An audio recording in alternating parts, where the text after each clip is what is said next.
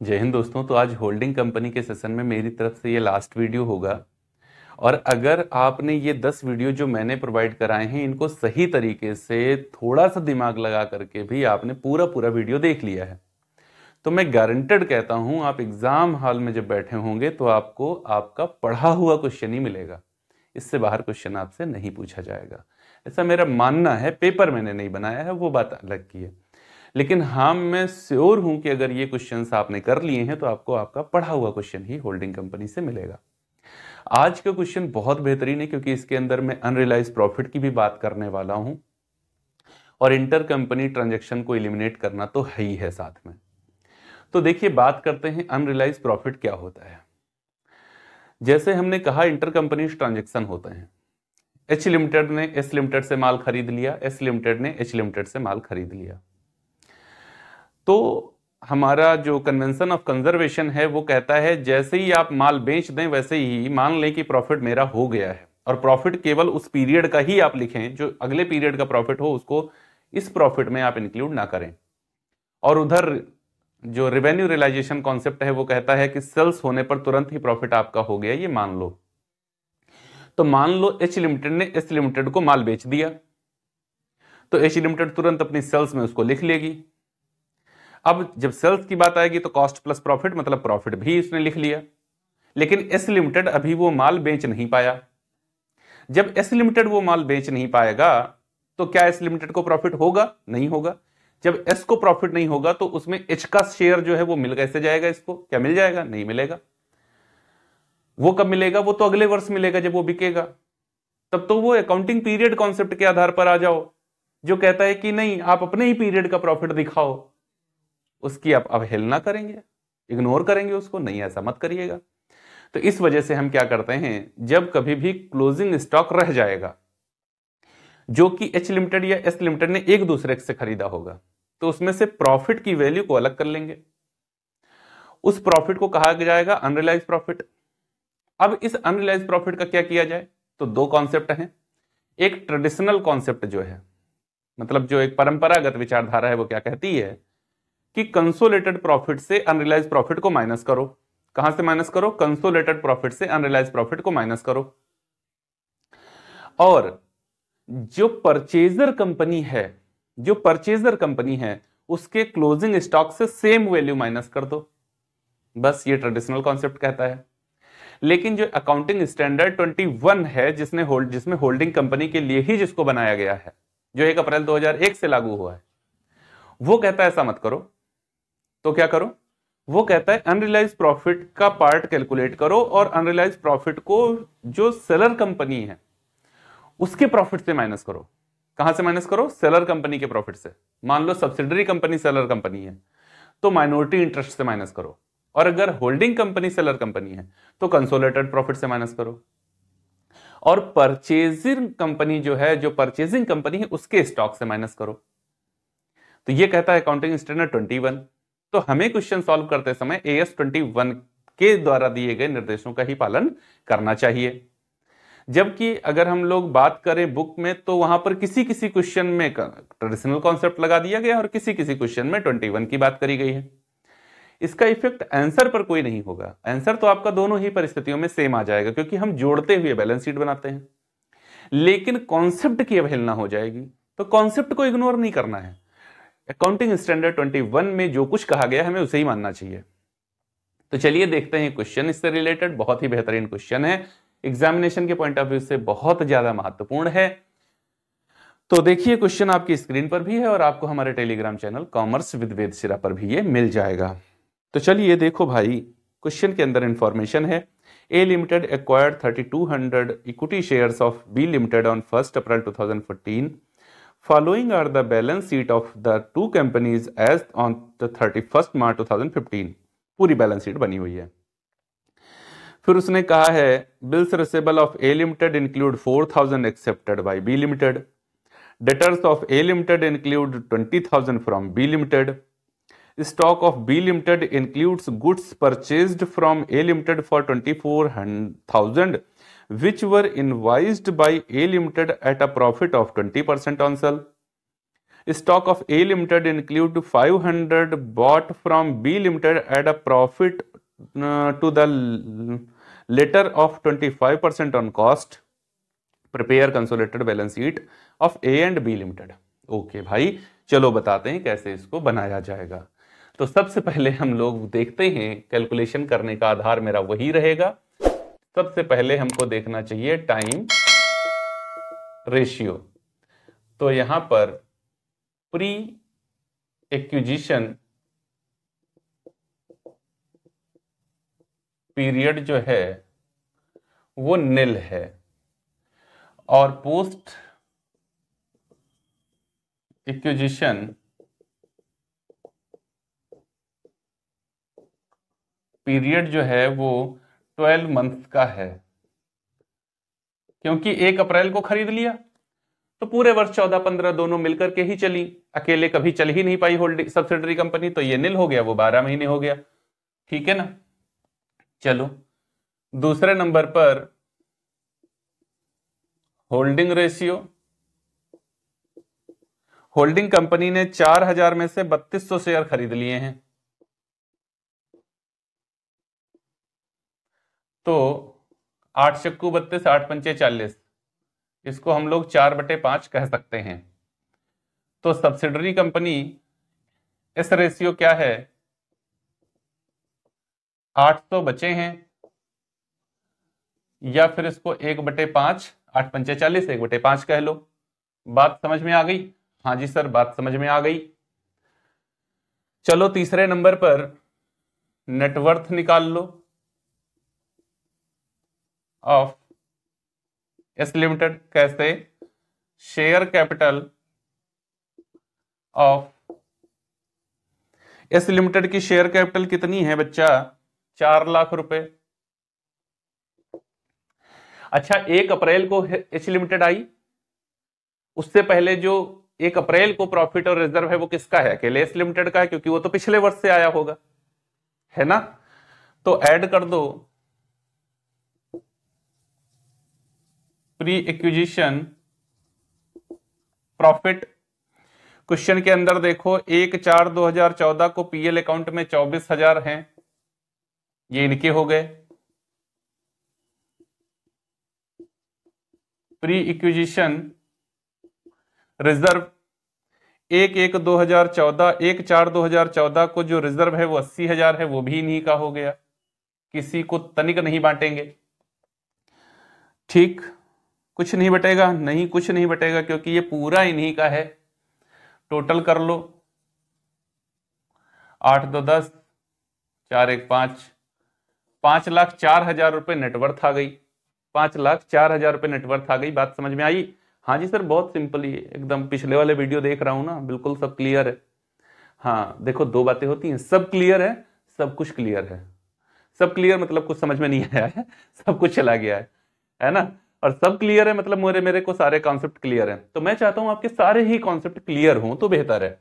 चलो भाई, नंबर 4 पर बात करता हूं, गुडविल और कैपिटल रिजर्व। तो ये निकालती है होल्डिंग कंपनी, वो देखती है कि मुझे क्या मिला है शेयर, कहां पर? इन नेटवर्थ। किसकी?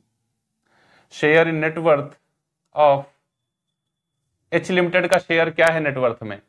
नेटवर्थ है 5,04,000 और इनको मिलता है 4/5, है ना।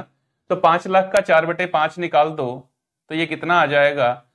5 × 5 और 5 8 40, 10,800 गुणे 4 कर दो तो कितना आ जाएगा? इसको पहले कर लेते हैं भाई। 5,04,000 गुणे 4/5, 5 5, 5 8 40, 1,08,000। तो 8 चक्कू 32 के 2, 4 0 0, 4 1 4, 4,03,200 रुपए।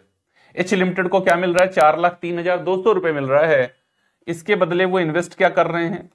Less investment in share of S limited में वो क्या इन्वेस्ट कर रहे हैं? 3200 शेयर उन्होंने खरीदे हैं 4,20,000 रुपए दे करके, including share in B limited at cost ₹4 lakh investment. Okay, 4,20,000 रुपए दे करके इन्होंने इसको खरीद लिया है। 4,20,000 रुपए दे करके इन्होंने इसको, नहीं भाई, यहां पर इन्होंने कितने देकर के खरीदे हैं? Investment including share in B limited at cost ₹4 lakh. इन्होंने कितना इन्वेस्ट किया है?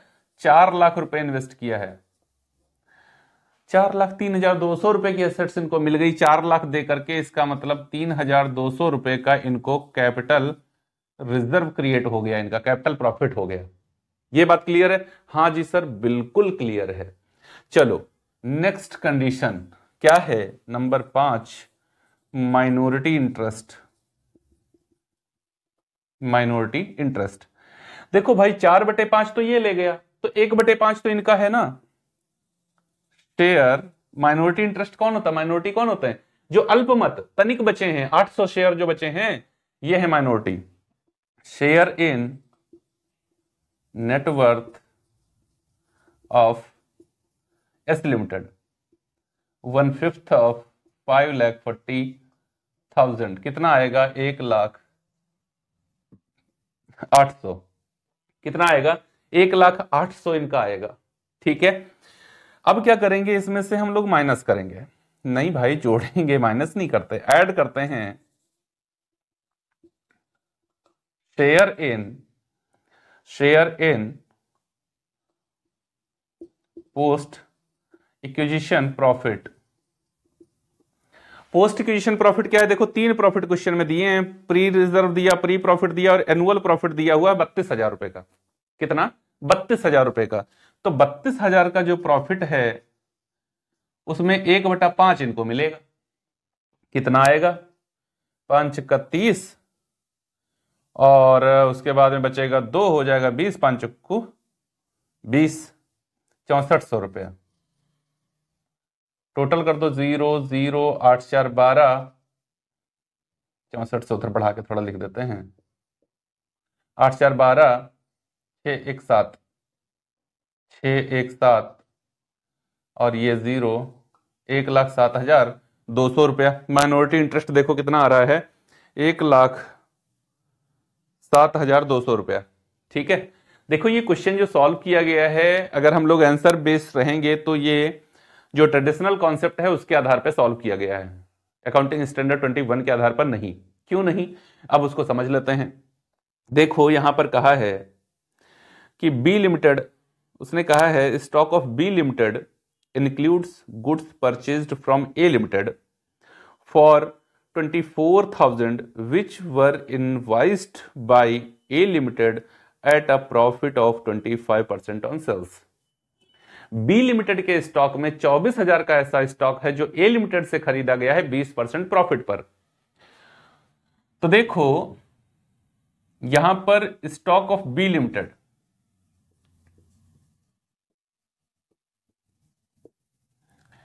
बी लिमिटेड का स्टॉक कितना है क्वेश्चन के अंदर? देखो तो बी लिमिटेड का स्टॉक है 40,000 रुपए का, जिसमें 24,000 रुपए का ऐसा माल इंक्लूड है जिस पर 20% का प्रॉफिट सेलिंग प्राइस पर लेकर के बेचा गया था। तो 24 दूना 48 और 2 0 और लगा दो, 4,800 रुपए का अनरियलाइज प्रॉफिट है यहां पर। कितना? 4,800 रुपए का अनरियलाइज प्रॉफिट है। तो ये 40,000 में से माइनस करेंगे 4,800 तो कितना बचेगा? 35,200 रुपए का स्टॉक हम लोग दिखाएंगे आगे। किसका? बी लिमिटेड का स्टॉक कितना होगा? स्टॉक बी लिमिटेड का कितना होगा? 35,200 रुपए। साथ ही साथ ध्यान दीजिएगा, अब ये जब स्टॉक बी लिमिटेड का है तो बेचा किसने है? ए लिमिटेड ने। तो अनरियलाइज्ड प्रॉफिट किसके लिए है? ए लिमिटेड के लिए। अनरियलाइज्ड प्रॉफिट 4,800 किसके लिए है? ए लिमिटेड के लिए है। तो ए लिमिटेड होल्डिंग कंपनी है, इसलिए मुझे कंसोलिडेटेड प्रॉफिट से 4,800 माइनस करने चाहिए, है ना? तो वो तो ठीक है, लेकिन यहां पर स्टॉक ऑफ ए लिमिटेड इसके पास स्टॉक कितना है ए लिमिटेड का, तो ए लिमिटेड का स्टॉक है 60,000 रुपए। इसके अंदर भी 500 रुपए का माल ऐसा है जो 25% कॉस्ट पर, जब कॉस्ट पर होता है तो नीचे रेट जुड़ जाती है, बहुत बार बता चुका हूं क्यों जुड़ जाती है।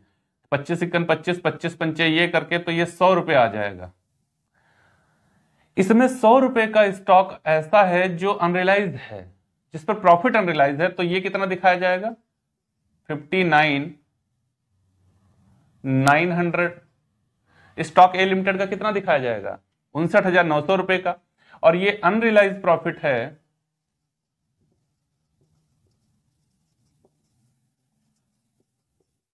बी लिमिटेड के लिए।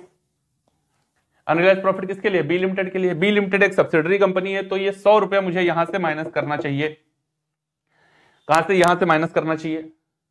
लेकिन इसका जो आंसर आ रहा है वो दिया हुआ है तुम्हारा एकदम एग्जैक्ट 1,07,200 रुपया।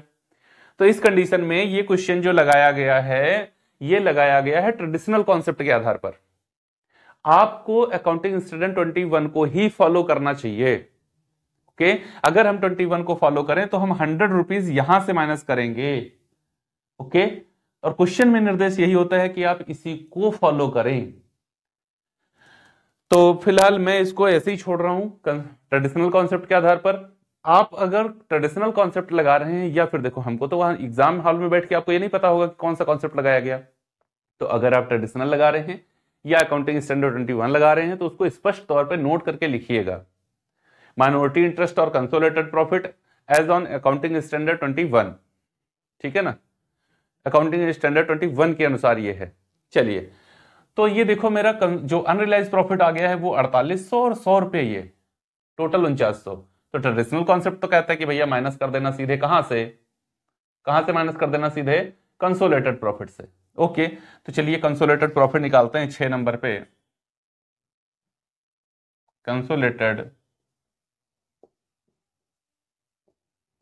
Profit, total profit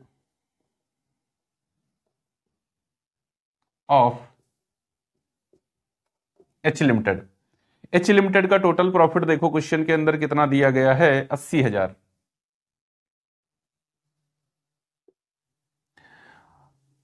80 plus plus भी है इसमें, 80,000 और 40,000 उनका और पिछला भी दिया हुआ है। 80,000 प्लस 40,000 बराबर 1,20,000। इसमें ऐड कर दो share in post acquisition profit in B limited. तो पोस्ट एक्विजिशन उनके यहां हुआ है 32,000 का, जिसमें इनको मिलेगा 4/5। 32,000 का 4/5, 5 से इसको भाग करें आएगा 6400, और 4 चक्कू 16 और 4 छंग 24, 1 25, 25,600 रुपया। तो ये आ जाएगा मेरा 1,45,600 रुपया। कितना आएगा 1,45,600 रुपया। और इसमें से लेस कर देंगे अनरियलाइज प्रॉफिट।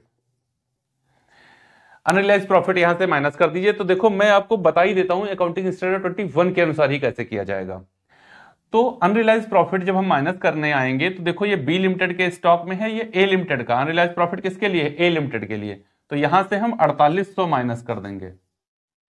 बस अब आप टेलीग्राम पे जाइएगा तो जो क्वेश्चन मिले उसका आंसर यहां से अलग मिलेगा, बैलेंस शीट से मिलेगी। ठीक है, ये मत सोचना गुरुजी ने आंसर गलत कर दिया। गुरुजी ने गलत नहीं किया है, हम 21 के अकॉर्डिंग लगा रहे हैं, जबकि उसी के अकॉर्डिंग लगाना भी चाहिए।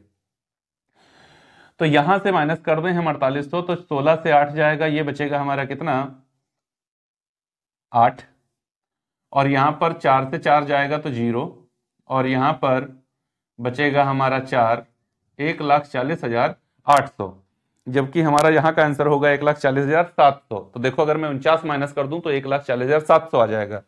और मैं यहां से अनरियलाइज प्रॉफिट उसका माइनस कर रहा हूं, लेस अनरियलाइज प्रॉफिट 100 रुपीज। तो 1,00,000 7,100 ये वाला प्रॉफिट है मेरा।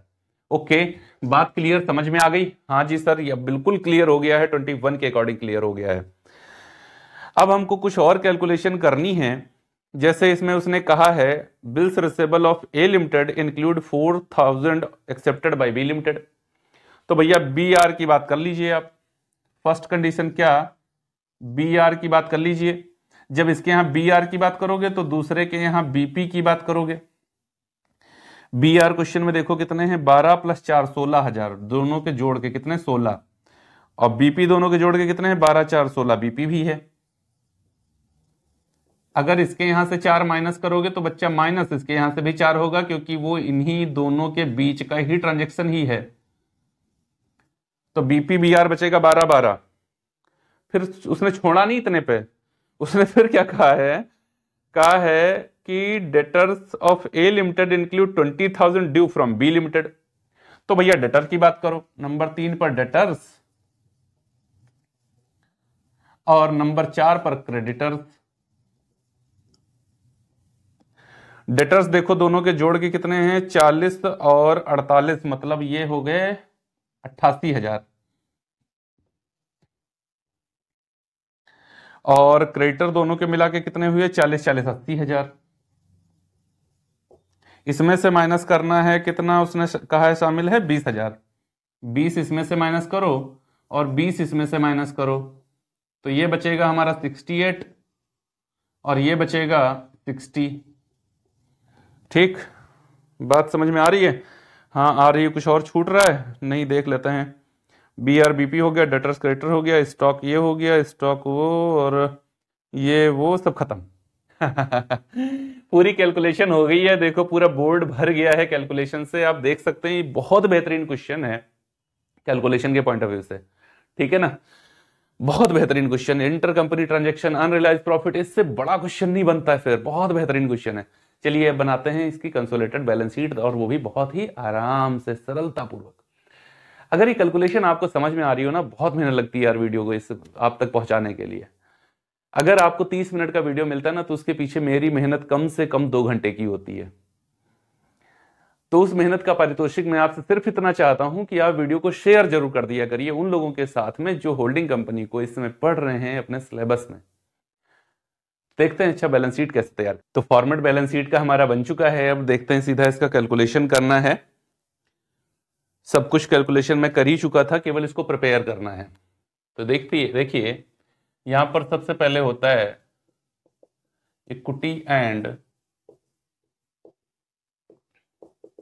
और अगर आपसे पूछ लिया जाए कि होल्डिंग कंपनी के बैलेंस शीट का फॉर्मेट किसने दिया है, तो अकाउंटिंग स्टैंडर्ड 21 ने नहीं दिया है, कंपनीज एक्ट 2013 के शेड्यूल 3 में दिया गया है। ओके, इक्विटी एंड लायबिलिटी, जिसमें पहला पॉइंट होता है शेयर होल्डर्स फंड, और इसके अंदर फर्स्ट पॉइंट होता है share capital of only H limited. Subsidiary company capital नहीं दिखाई जाती, ये 8 लाख रुपए है। उसके बाद रिजर्व एंड सरप्लस,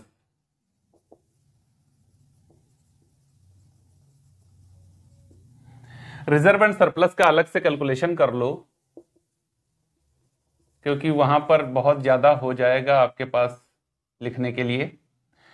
एक तो कैपिटल रिजर्व निकल के आया जब मैंने गुडविल या कैपिटल रिजर्व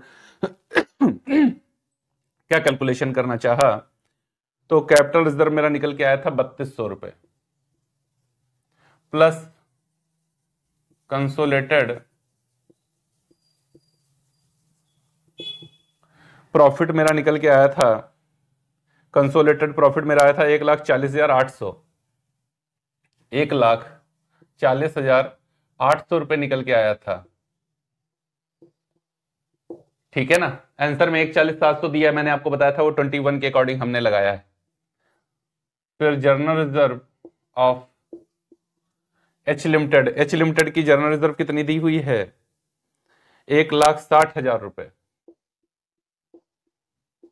ये हो गया। कुछ और नहीं होगा, बाकी तो सब कुछ यहां आ ही चुका है।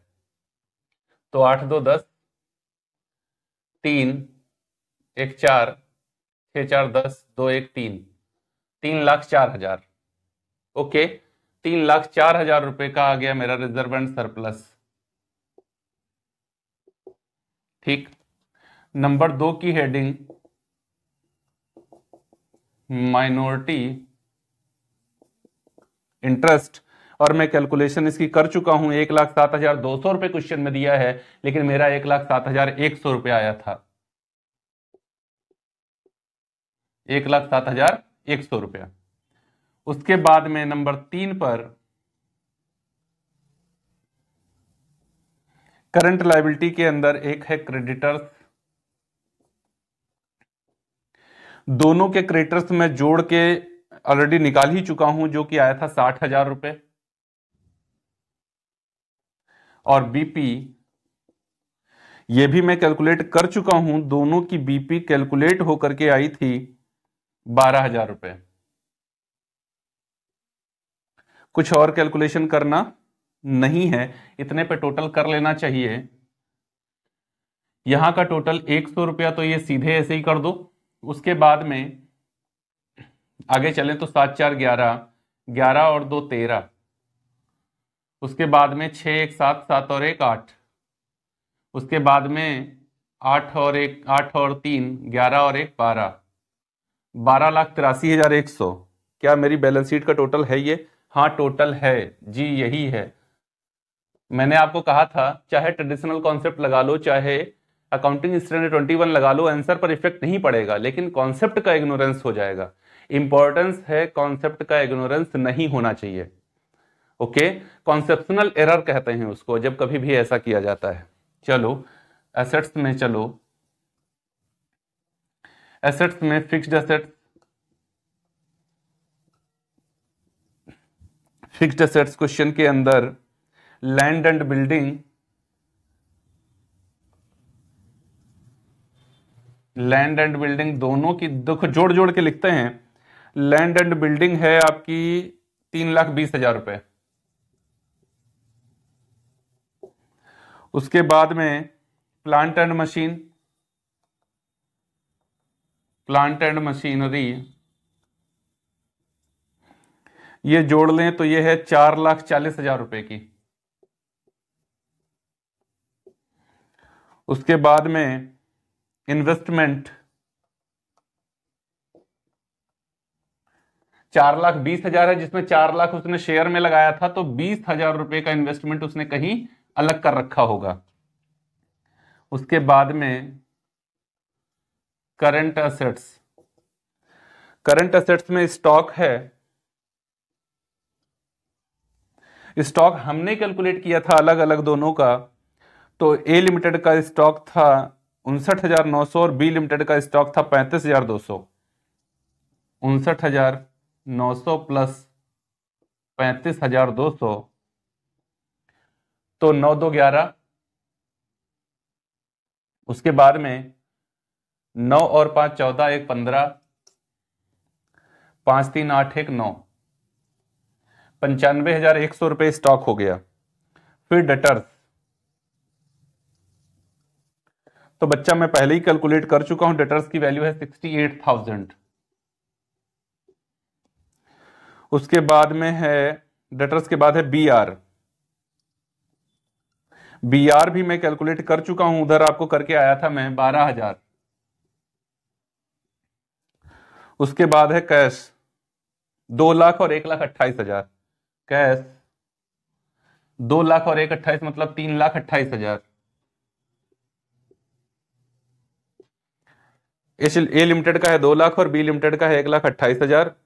अब मेरा आंसर इस पर टोटल करने पर यही आना चाहिए, अगर आ जाए तो सही है। तो 100 तो मिल गया है, लिख लो। 100 के बाद चलो तो 5 8 तो 10 5 15, 15 और 8 होता है 23। हासिल आ गया 2 2 2 4 4 4 8 8 2 10, 10 और 9 19, 19 19 19 और 6 25, 25 1 26, 26 और 2 28। हासिल आ गया है 2। 3 2 5 5 4 9 और 9 और 3 होता है 12,83,100, बिल्कुल कंप्लीट बैलेंस शीट एकदम बराबर मैच हुई है धड़ाधड़। और उम्मीद है फटाफट आपको क्वेश्चन समझ में आ ही गया होगा। बहुत बेहतरीन क्वेश्चन है, मतलब बहुत बेहतरीन। बता रहा हूं ना, 10 क्वेश्चन जो मैंने आपको करवाए हैं, या ऐसे कहूं मैं साथ में मिलकर के किए हैं। ये थोड़ा डिक्टेटरशिप वाला लगने लगा, मैंने आपको बताया नहीं भाई, मैं और आप साथ में मिलकर के करते हैं। आपके बिना मेरा कोई महत्व नहीं, मेरे बिना आपका काम चल भी जाएगा। तो उम्मीद है कि हमारा और आपका ये साथ बना रहेगा। और अगर आपको वीडियो अच्छा लगता हो तो लाइक जरूर किया करो, कमेंट बॉक्स में आकर के प्लीज प्रतिक्रिया जरूर दिया करो। आपकी प्रतिक्रियाओं के बिना मैं ये जान नहीं सकता कि मैंने जो आपको बताया है ये सोच कर कि आपके लिए बहुत यूजफुल है और बहुत ही सरलता के साथ आपको समझ में आया होगा। वो भला आपकी फीडबैक के बिना मैं कैसे जान सकता हूं कि वाकई आपको समझ में आया भी होगा। इसलिए आपके फीडबैक बहुत जरूरी होते हैं हम लोगों के लिए। तो मैं आपसे रिक्वेस्ट करता हूं कि अगर आप वीडियो देख रहे हैं तो फीडबैक जरूर दिया करें, हां अच्छा बुरा कुछ भी। अरे भाई मैं कैसे जानूंगा कि मुझे तो लगता है मैंने बहुत अच्छा पढ़ाया है। अभी कमियां तो आप बताएंगे ना। अगर आपको लगता है कि नहीं सर मेरा तो डाउट है, अभी भी क्लियर ही नहीं हुआ, क्या डाउट रह जाता है, तो वो आप बताएंगे तभी मुझे पता चलेगा। और वो डाउट्स आप बताएं, ऐसी मैं आपसे उम्मीद करता हूं। तो मिलेंगे अगले वीडियो में एक नए चैप्टर के साथ में। तब तक के लिए जय हिंद दोस्तों।